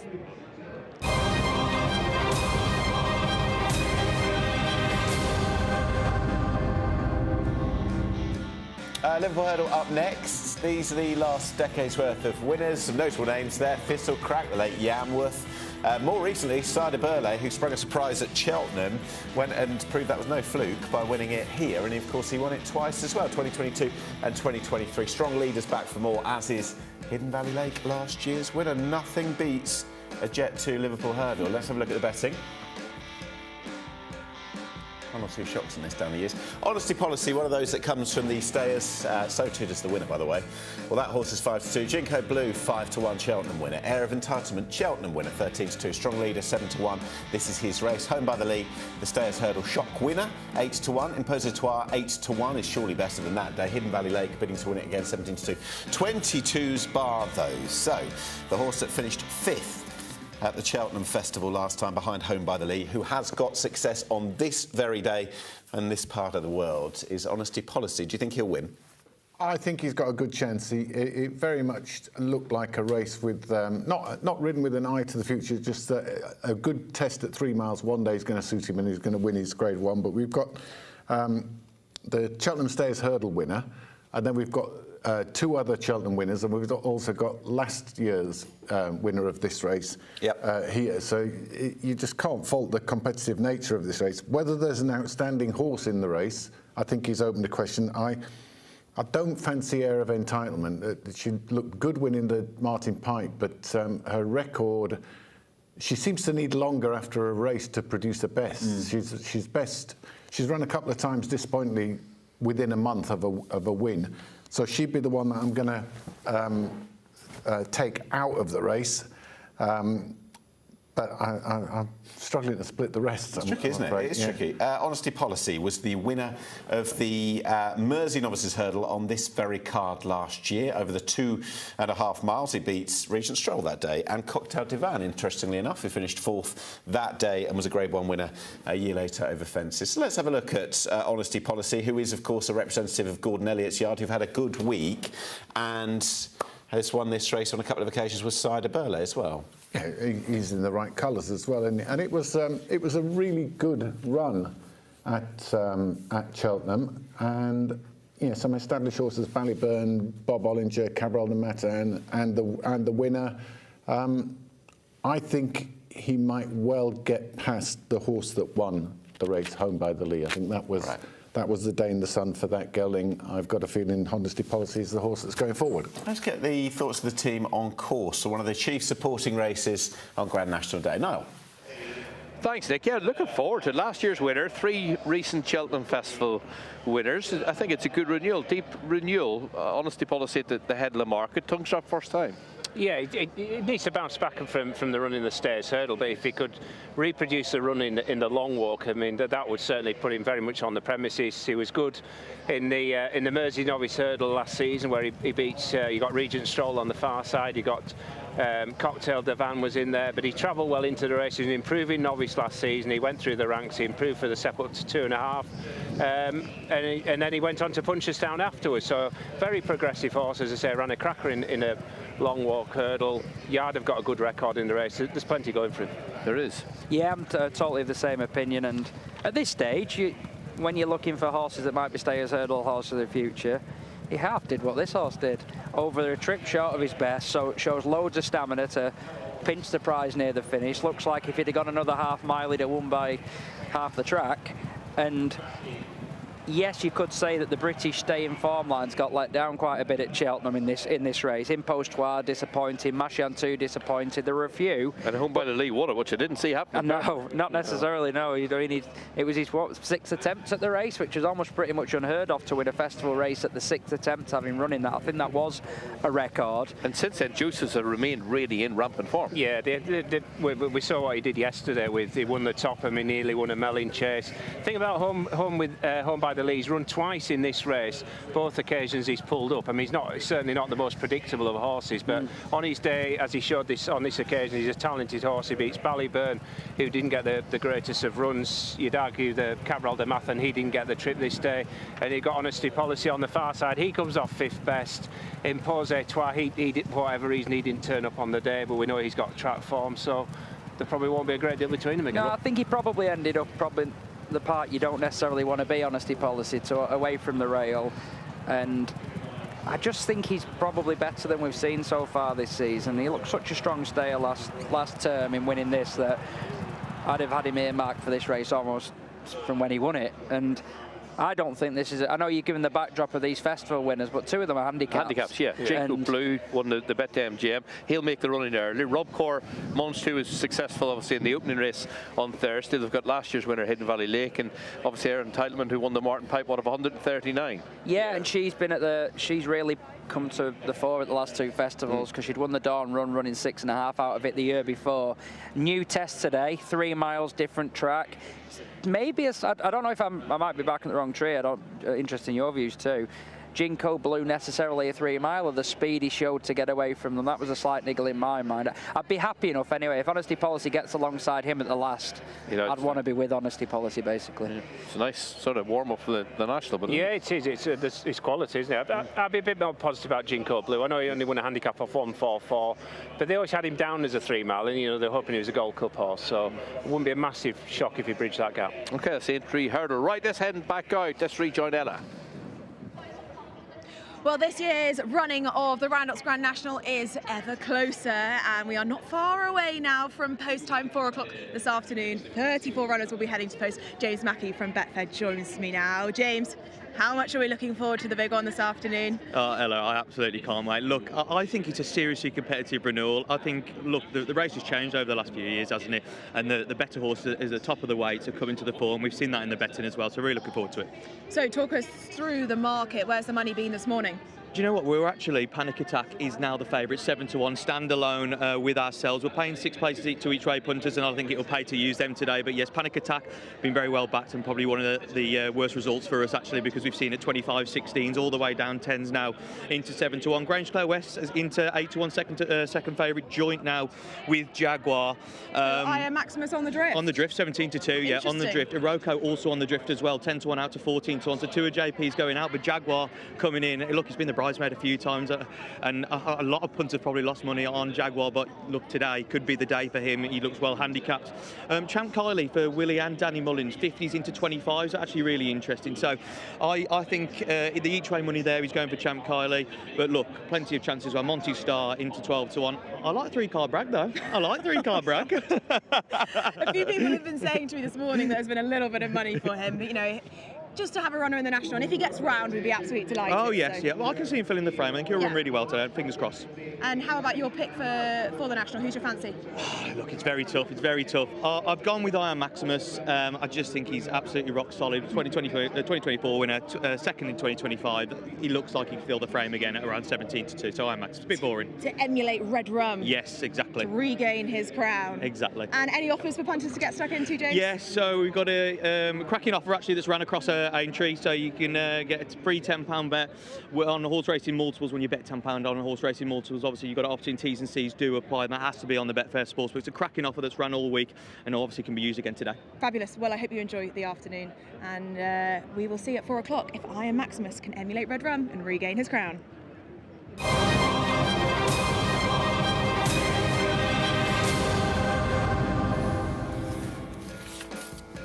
Right, let's have a quick look at the 12:45, the first race of the day. It's only an hour away now. The Hallgarten and Novum Wines Maggle Novices Chase Grade 1. It features this horse at the top of the market, who's long since very highly regarded, Salvatore Mundi. And it was at this meeting last year, he rather had his coming-of-age race with that 7-length dismantling of Romeo Coolio in the top novices. We'll see if he can go and win the novices chase this time around. Salvatore Mundi, even money. Carla Conti, 3-1. Mighty Bandits have a brilliant year, 7-1. Could cap it off with Grade 1 success up in grade.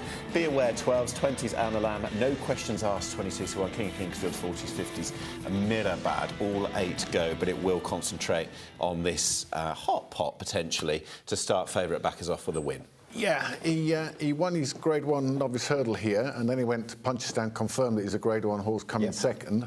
I think other fences have been slightly different. He got beaten at 7-1 on Thurles on his first run, and then he won at 7-1 on by about 27 lengths last time at the same track. And in between, I think he's slightly disappointed at Leopardstown.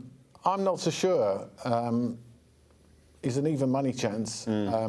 It's still a little bit on reputation. When they win races in splendid isolation, it's great for the confidence, but it doesn't tell us often much about the form, I don't think. And I just think a horse that seems to habitually go off at too shorter price is Be Aware. And today, I've just looked at the price now, I just think it might, well, with the headgear applied today, might just be going off at too big a price for once. and he might be a more interesting proposition at double figure odds than Salvatore Mundi at even money for me, anyway. Well, he's the one that could explode into life, Salvatore Mundi, but Mighty Bandit is rated the same as him. He has progressed and progressed, and as said, could cap off what's been a brilliant winter. That was a quick look at the first race of the day, which is the Maggle Novices Chase, 12:45. Only an hour and a bit till then. Let's get back to Aintree, Ella. Well, delighted to be joined by Will Haler from Racing TV. We're in the paddock, in the sunshine. Well, it's set to be a fantastic day. How have the last 2 days been for you? Very busy, but loads of fun. I mean, obviously, yesterday was tinged by what happened with Gold Dancer. Very sad event, but some great racing as well. And really looking forward to today. Should be a really good Grand National. The Grand National looks incredibly open. How do you see it from your perspective? Well, I mean, if you head to racingtv.com, you can find out how Lydia sees it unfolding, you find out how Ruby sees it unfolding, find out how Josh, you know, everyone's on there, everyone's got their own views. Grange Clare West, a very popular selection this year. Monty Star is Ruby's selection. How do I see it unfolding? Well, Andy Stevens, the racingtv.com tipster, he put up Gorgeous Tom at 50-1 and 66-1. Been a lot of talk for him this morning. I mean, if you're holding those tickets at 50s and 66s from when the weights came out, then you're sitting pretty, aren't you? He looks as if he's been trained for the race.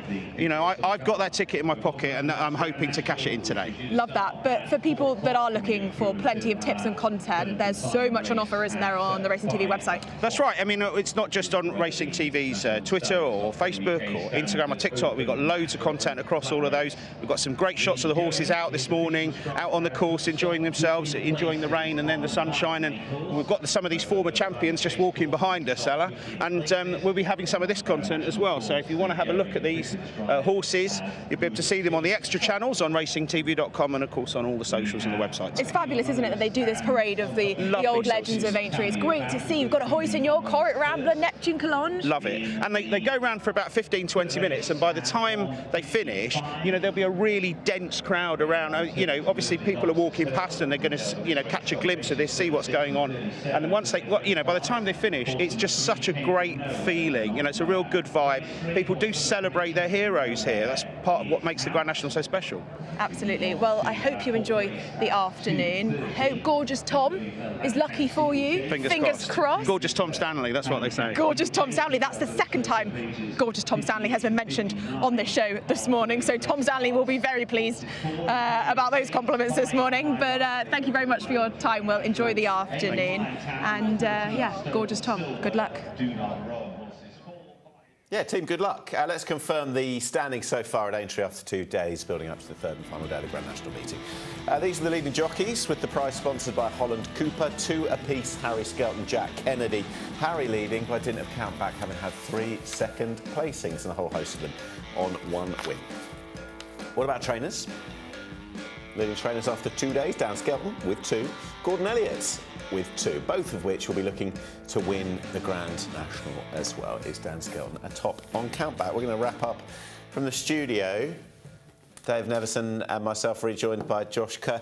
2 hours in, what have we learned? What do you think the takeaways from this morning are, Josh? I don't know what the takeaways are from this morning necessarily, but excitement is only building.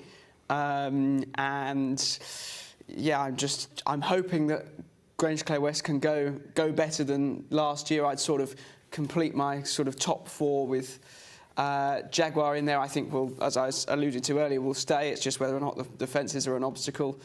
I think Haiti Couleur should stay as well, albeit I've got the caveat of that tough race in the Gold Cup, but that's kind of built into the price that you can go and get at the moment as well.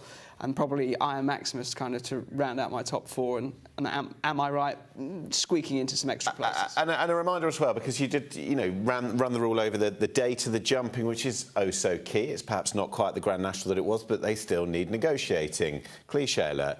Who is the most risky jumper, or the one that would worry you if you were supporting the horse going forward today? I don't know about risky necessarily. I was alluding earlier to Oscar's brother is the least efficient with jumping, so that's going to be giving ground away. And as we saw with Grange Clare West last year. If you're doing that, you know, when the pace is lifting, and you know, it's going to give your rivals a head start. So that's clearly would be a concern. The sort of the other end of that, Monty Star is the positive in terms of the most efficient jumper, and clearly there's been a few people suggesting they like that horse as well. Stuff. Right, lots to look forward to as well from the day's perspective. Josh as well, doubtless to do a debrief in the coming days. Right, Dave, last word on you this morning. You're going to be here for the afternoon. I hope Grange Clare West goes one better than last year, and that Iron Maximus does the same. So, last year, second and third. If they could be first and second, I'd be very happy. Look, it's getting more wide open by the minute. There's almost 4 co-favourites now, but I would say that Iron Maximus is the weakest of those 4. Jaguar, Panic Attack or Grange Clare West, in my opinion, any one of the 3 could go off favourite. So go on then, 4 o'clock, which one will go off favourite? Well, at least that'll feel like a winner on the day anyway. I mean, just the power of the newspaper tipster. Yeah. There's so many of them gone with Jaguar that I think he might well go off favourite. And he'll run his race, but does he really go through with it? I just don't know. You've got to have a lot of guts to win a national.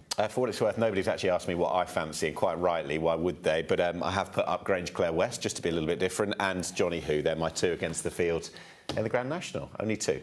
Josh, Dave, thank you very much indeed. Dave will be here for the afternoon. That's it from myself and Josh this morning. Wish you a very happy Grand National Day as we leave you in the company of Ellen McNeil. Well, the excitement is truly building ahead of this year's Randox Grand National. It's been a fantastic morning. I have thoroughly enjoyed myself. Spoken to plenty of people, plenty of the bookmakers that have seen lots of money for Panic Attack this morning to become the first mare to win the Randox Grand National since 1951. Will she be able to do it? We will find out later this afternoon at 4 o'clock. The Skeletons have been in flying form, and what a story it would be if that mare was to be able to win the race. But I'm in agreement with Ruby Walsh, Grange Clare West for me. I'm really hoping he'll be able to win this year's renewal. He ran so well in it last year. He made a bad mistake at the final obstacle. He's been in flying form, won the Bobby Joe, the race that Nick Rocket won on the way to the Grand National 12 months ago, and I'm hoping he'll be able to emulate him this afternoon. But it's been a fantastic morning. The sun is slowly poking its head out of the clouds. The atmosphere is really building. The place is absolutely packed. We can hear the tunes of the Red Rum Garden in the background. I might go and make my way down there later to check out the party tent. That will be absolutely rammed come 4 o'clock this afternoon for the Grand National. But it's been great to get out and about and chat to everyone ahead of this year's renewal. I think it's incredibly open. I can't wait. One of my favourite days of the year. It's been fantastic to be here and getting out and about here on Grand National Day. It's set to be an absolute corker. That's all from me. We'll head back to Niall now.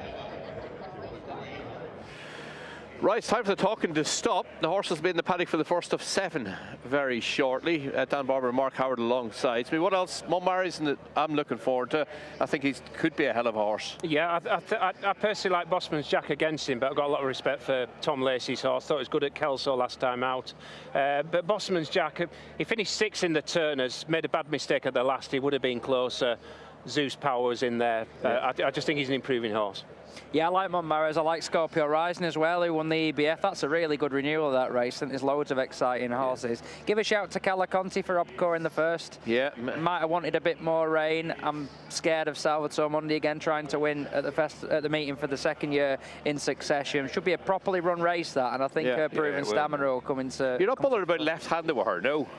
Didn't really occur to me, to be honest. No, I don't think she forfeits lots of ground, but her last 5 runs has been... Yeah, she's been campaigning that way. She's been campaigning that way. Well, we'll find out early, won't we? Yeah, So, yeah, she won her first start at Leopardstown, and I watched it back, and she was fairly straight that day. And she's here, and Gordon's cherry pick what he said Yeah, here. I mean, you can't take the Cargazzi form literally necessarily, but it'd be quite something, wouldn't it, for the 2 big novice races over that distance to be won by a couple of mares, Cargazzi and then her going for it. You've got the same piece of form, really. It's going to be a well-run race, isn't it? It will. It's with Mighty Bandit, and there's another in there. Alney Lamb's at the top, isn't he? He's only got one way of going. It's going to be fast and furious. Yeah, but really, it's a great supporting card, and for us, sort of race nuts, if you like, we're into all of it, looking forward to all of it. But the Grand National itself, sum it up, good renewal? I think so. They were Nick Rocket's the highest rated horse to ever win a Grand National off a mark of 163. There are a handful of horses who are running off that or more this year, so that record could be gone straight away. I think it's high quality, as he's going to become the norm and has become the norm. We may differ, but I like Johnny Who and I like Stella Story amongst the bigger prices. But you're right, it's still the one race in the calendar for me when you're in racing constantly where you still get a real buzz of excitement as they're down at the start. He said Johnny Who, but like John Joe and AJ O'Neill are flying, and forget form, whatever. Form of stables at the time is so important. He's got that. Yeah, him at Cheltenham, Willful at Cheltenham, Wellington Arch winning a handicap yesterday. I mean, they turned the season round, haven't they? They had that spell where they shut down before Christmas, and it's been a completely different second half of the year. Monty Starr, you've been barking on about him for quite a few months now. Yeah, I just think he's tailor-made for a national. He's got the class, the fact he's running Grade 1 races. He comes here fresh. Darrow O'Keefe's picked him ahead of Gorgeous Tom, which is another positive to his chance. And Oscar's brother, who we're both quite keen on. He's a novice. I suppose he lacks a bit of chasing experience, but he finished off well at Cheltenham last time out. He goes on most sort of ground, and he's not unheard of for novices to win it nowadays. Yeah, him, if he can navigate the first circuit and he's there, get out past the water, I think he's a big player. I think our one consensus, though, across it was Captain Cody, wasn't it? As a horse price, he might run well. Yeah, because when he won the Scottish National, he absolutely bolted up. But anyway, ignore us. If you do, you'll probably do well. But we're looking forward to bringing every race live here on Racing TV this afternoon. Thanks to Dan, thanks to Mark. Best of luck with your selections. The afternoon team will be along very shortly indeed. We'll see you soon.